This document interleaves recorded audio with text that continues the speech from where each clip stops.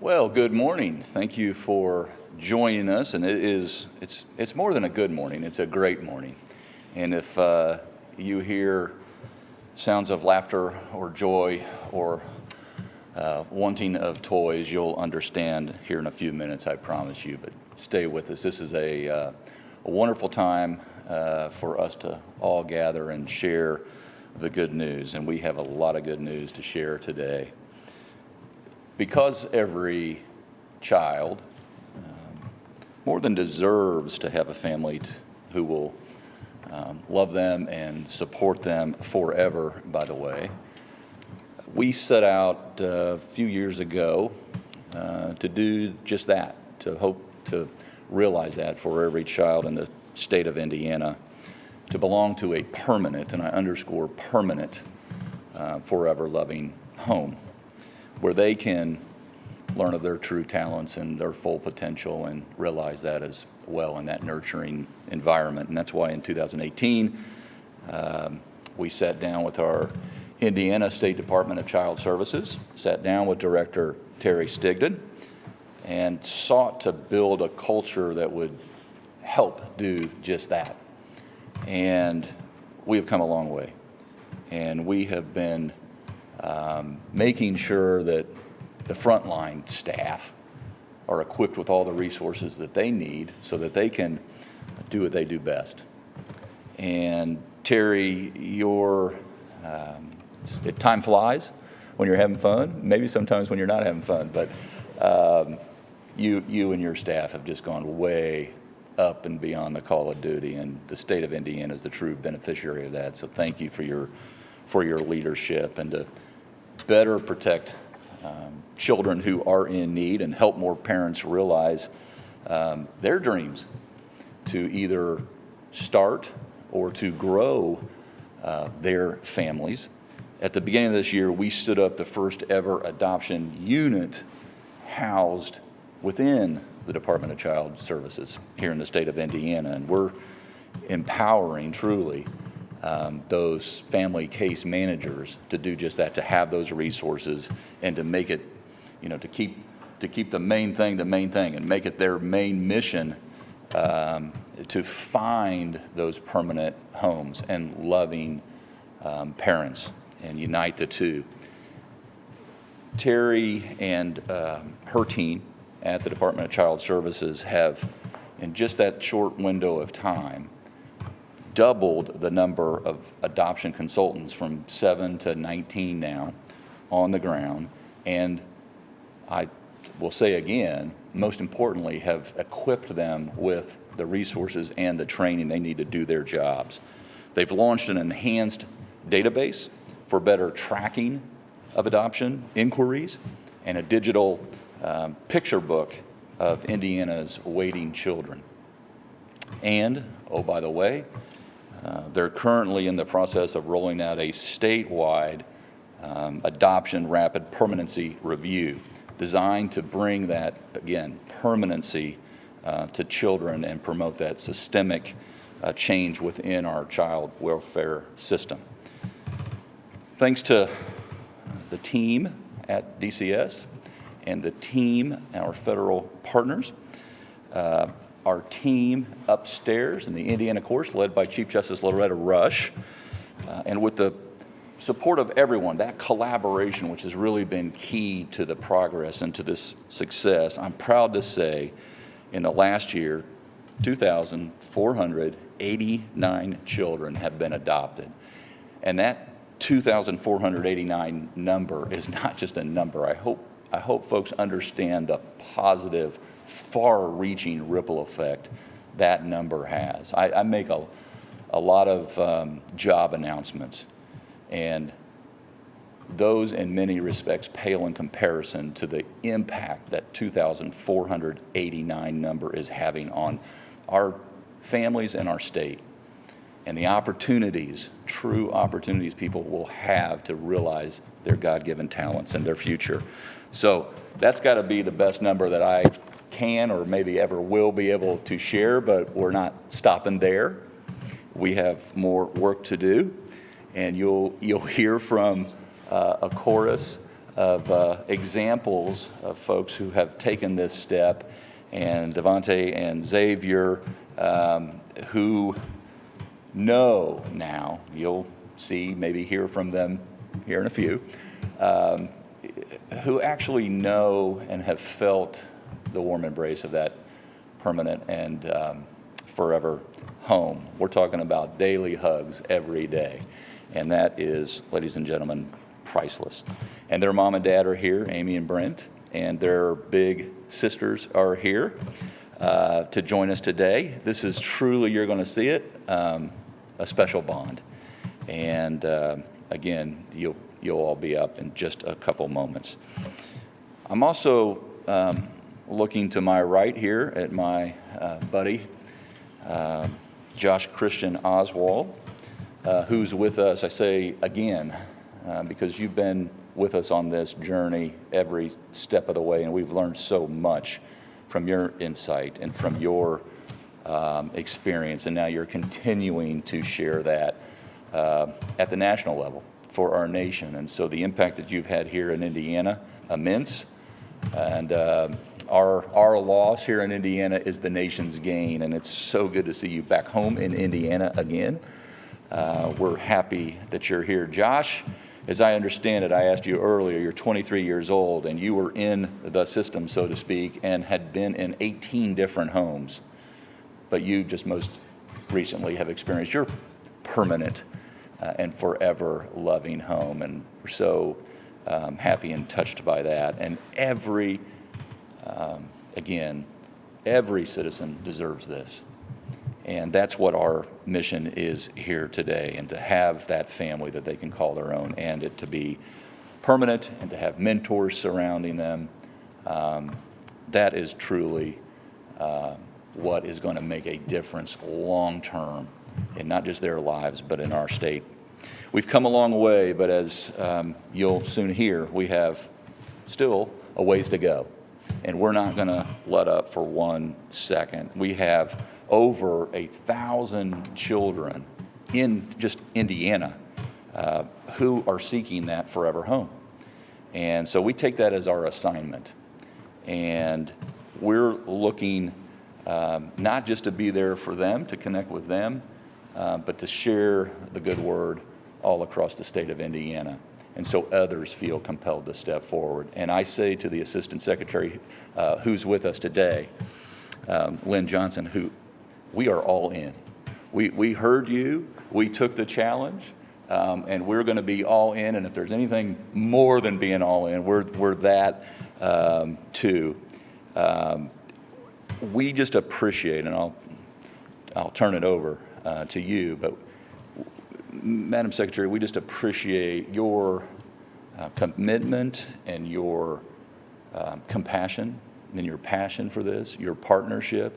This is what truly has been fueling to our efforts here. To know that we were on the right track, to know that we were taking the right steps, to know that we were connecting on the ground with real folks, with real circumstances, but to kind of meet you all, and you all say, we see that and we raise you, and let's get at this together. We really appreciate that. And I'll turn it over to the Assistant Secretary Johnson now, because I understand you have some more of your own good news to share. Madam Secretary.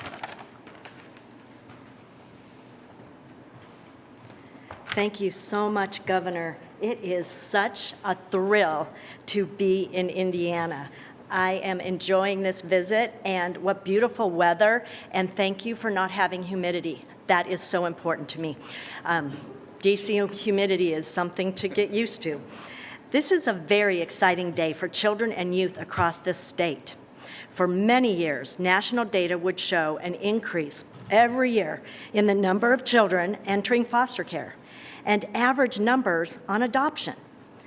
But during the past 4 years, after an extremely strong focus by the Trump administration and through the Children's Bureau, these trends are changing. I am pleased to say that the number of children throughout our country in foster care has dropped, and adoptions from the child welfare system, they're at historic highs. A special thank you to your Indiana Chief Justice Loretta Rush, who has joined with the governor and the Department of Child Welfare to make a difference in these adoption numbers, because it takes a system, it takes a community, it takes everybody to make something happen. And Chief Justice Rush said to me earlier today, she said, we want to make Indiana the most adoption-friendly state in this nation. And I will honestly say, I think you are on the way to do that. So one of the tools of my office at the Health and Human Services Administration for Children and Families is to reward states who are doing a good job on adoption. We have a pot of money called Adoption and Legal Guardianship Incentive Awards.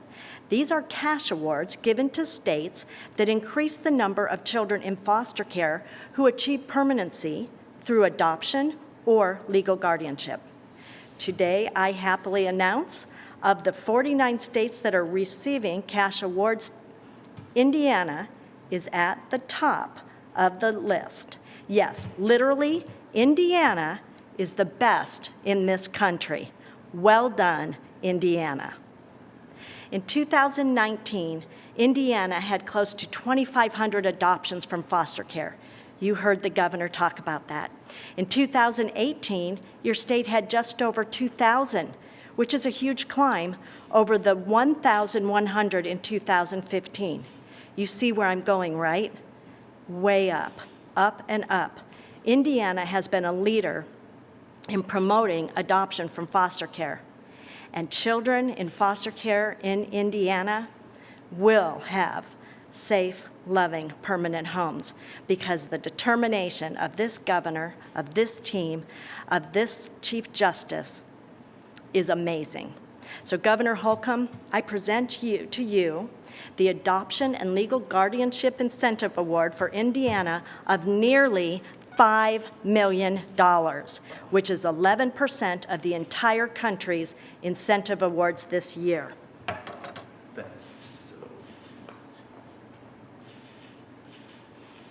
Thank you, Governor, and thank you to your team for making this happen. Thank you for supporting the youth who are aging out of the systems and helping them get their forever homes. You all in Indiana are working hard to promote a culture of life by focusing on adoptions and child welfare. Congratulations. I am so honored to be here today to present this check for all of your hard-earned efforts. Keep up this good work, because Indiana's children and youth deserve loving, safe, and forever homes, and I know they're going to get them. Thank you. It is an honor to be here. Thank you. This goes to your account here. Oh. Is it good? Okay. Thank you, Assistant Secretary Johnson. Words cannot express our gratitude here in Indiana. And while we stand here celebrating a success, it's important to acknowledge here at DCS, we remain committed to continuous improvement, always. Now, our average time to adoption is 332 days from termination of parental rights, and we know that we can still do better. If we want to offer the best service possible to Hoosier families and children, we have to be willing to constantly examine how we do our jobs and consider ways that we can do them better. We have to engage those we serve and ensure their voices shape our policy and our practice. I can't count the number of times that I've reached out to the young man I'm about to introduce to you for just that reason. Josh Christian Oswald, a former foster youth, has proven to be a faithful advocate for children in DCS care. He has used his experience and his voice to provide unique insight to DCS and its partners, and the child welfare system is getting better because of his efforts. So now, I would like to introduce you to Josh Christian Oswald.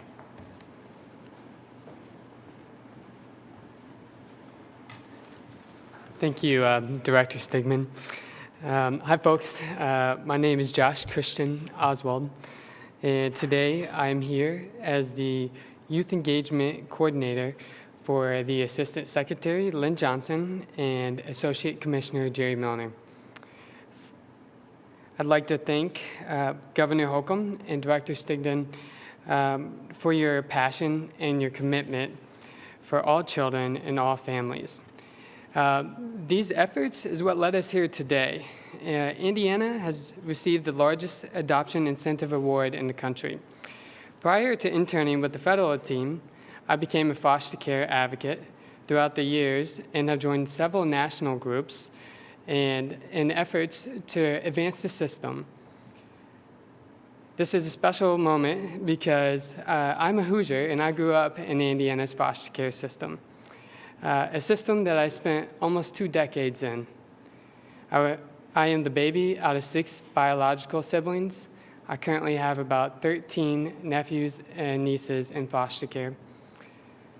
I would like to share a few chapters of my journey right now. And first, at the age of 4, I was locked in a dark room and I started to pray. And I haven't stopped since then. At the age of 13, I moved into a juvenile detention center simply because I did not have parents, not because I did anything wrong. Without the proper legal representation, at age 13, after moving into the juvenile detention center, I had asked the court to let me age out. It is unacceptable when young people's needs are not met, when they enter a system due to no fault of their own. Upon entering college, my bubby, Kenny is what I call him, I decided to try, he decided to try to commit suicide because Kenny always had a smile on his face. He was a great guy, but at the end of the day, his needs were not met. Given Kenny's failed adoption, I became his guardian and made decisions for him, and shortly after that, he passed. It hurt to see him suffer, but I forced a smile on my face and held tears back when I told him to run to God, and I'll see him soon. 1 week before I turned 18, my case manager and mentor asked me to move into their house. And I almost said no because I didn't feel like I deserved a family. But today I am both humbled and privileged to say that I was officially adopted almost 2 weeks ago on September 4th, 2020, into the Oswald family. My name is now Joshua Christian Oswald, and being a part of the Oswald family is an amazing feeling. It brings a feeling of being content for me. We open both our hearts and our home up to alumni who have aged out of care in the community around us. However, I cannot say the same for the 20,000 young people who age out nationwide who do not have a family or support system. This is not okay, but there is hope. And I'm working alongside people like Governor Holcomb, Director Stigdon, and Assistant Secretary Johnson to bring hope to the hopeless. We are making important changes like being intentional with getting youth and children adopted into loving forever homes by helping families before they are in crisis and help them get out of a crisis. I speak for many others when I say I appreciate the leadership of Governor Holcomb, Assistant Secretary Lynn Johnson, and Director Stigdon. Your efforts have provided a necessary catalytic for much needed change to the child welfare system. You have my commitment that I will do everything that I can to help this system. For many of us, creating change in this system is our calling. A system that can be best for all children and all families. Thank you.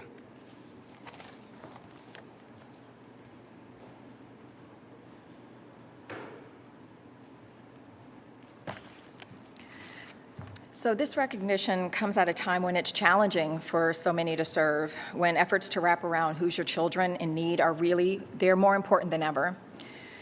But DCS does not do this alone. We share these responsibilities and this success with so many others dedicated to helping children as a part of this system.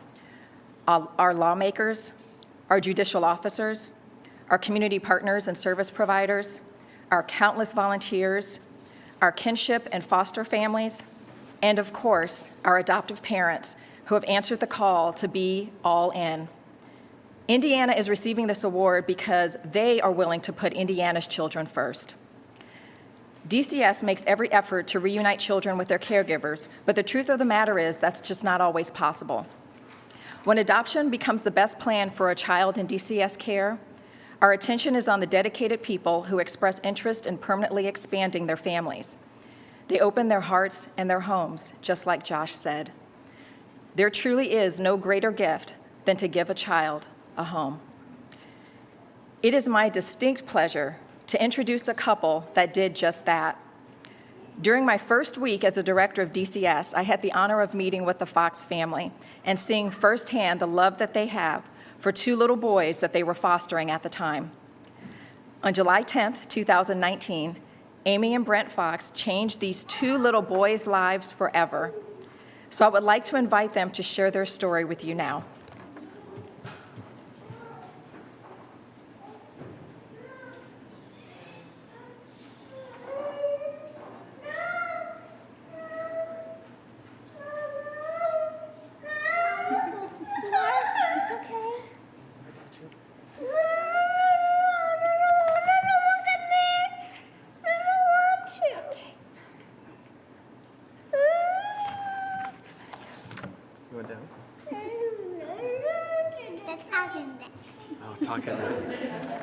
All right, I think I'm supposed to talk in this, is what he said. So I just want to start off and express our congratulations to you, Director Stigdon, and all of your staff.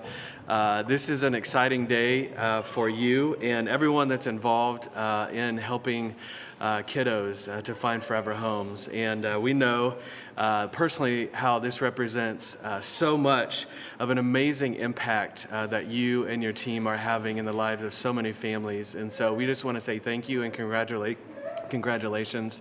And thank you so much for the honor and privilege to be able to be here today. And thank you, Governor, as well.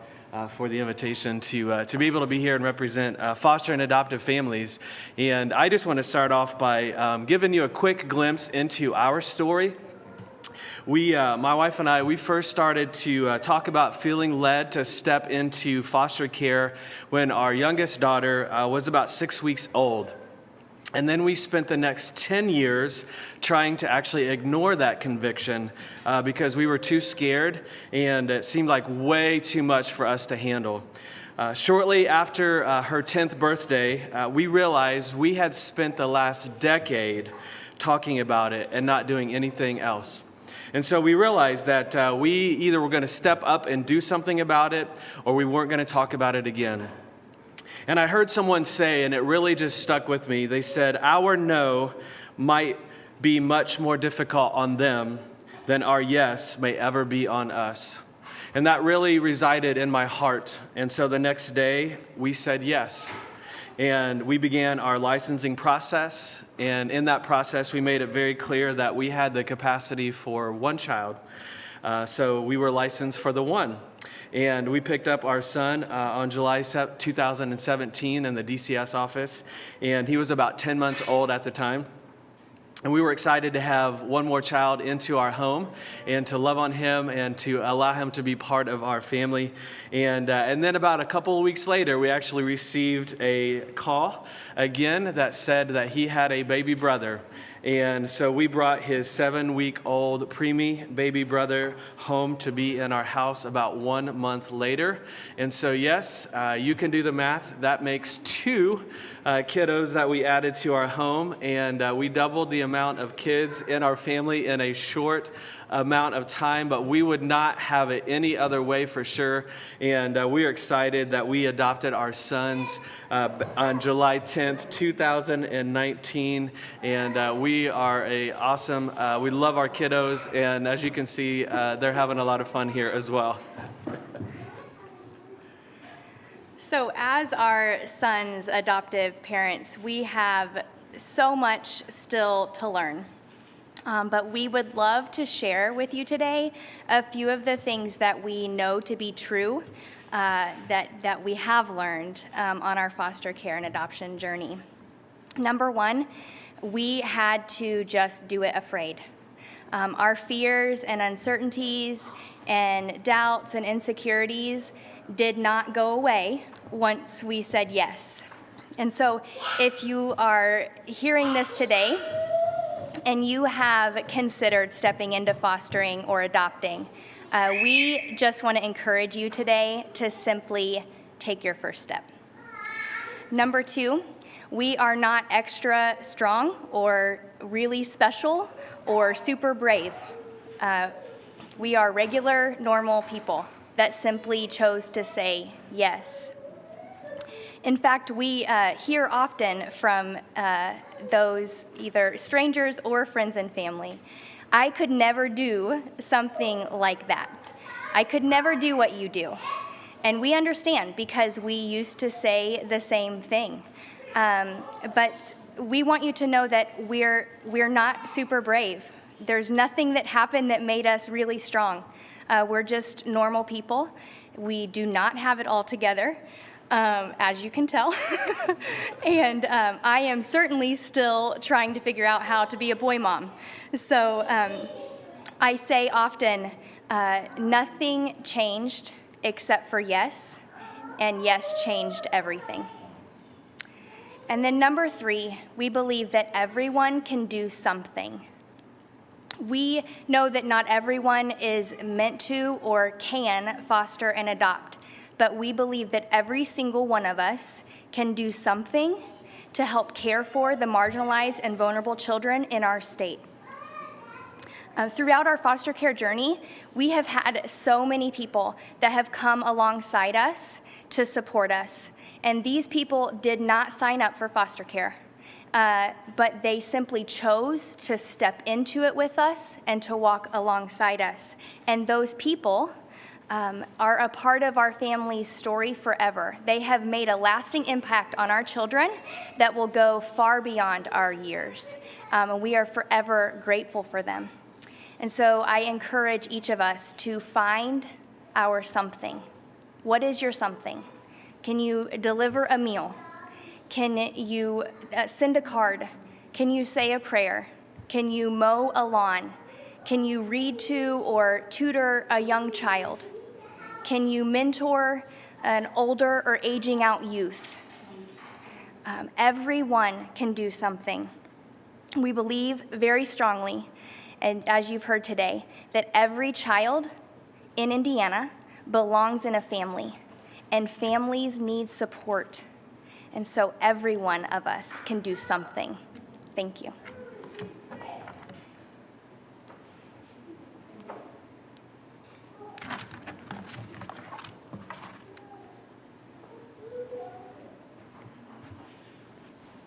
Okay, Rachel, you want to open it up to any Q&A for the Assistant Secretary, the Director, myself, the Fox family?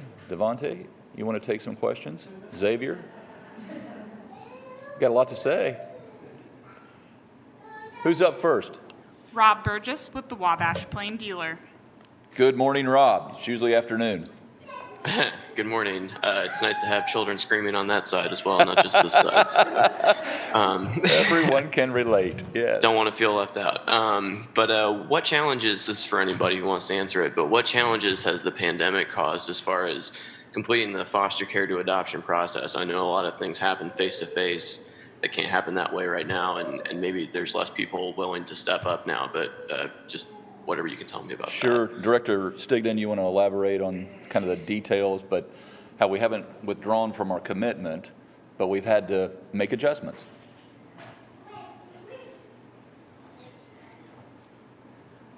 Okay, so the pandemic, that's affected all of us uniquely. So I would say the most significant way the pandemic has really affected our foster and adoption is really in our adoption process. There were some courts that were ready right away to be able to facilitate a virtual adoption. In fact, the very first week of the where we were really hit hard in Indiana, and we had the stay-at-home order, the executive order was released and signed. I received an email with a screenshot of a virtual adoption that occurred in Scott County, which is a smaller county. And so it just showed the commitment of our courts to do whatever they could to not interrupt the whole process so that children weren't having to wait for their forever homes. But it has impacted because not every county has been able to adjust as quickly as other counties have. So that's what I would say would be the most significant impact of the pandemic, was getting connected virtually right away.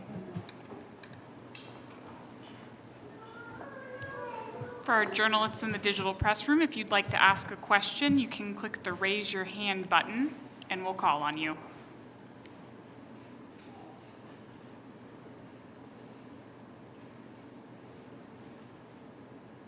Well, I think we've all been given our charge if no one's raising their hand, because we got some playing to do over here in the corner of the office with some kiddos, because we can all do something. Thank you all very much for joining us.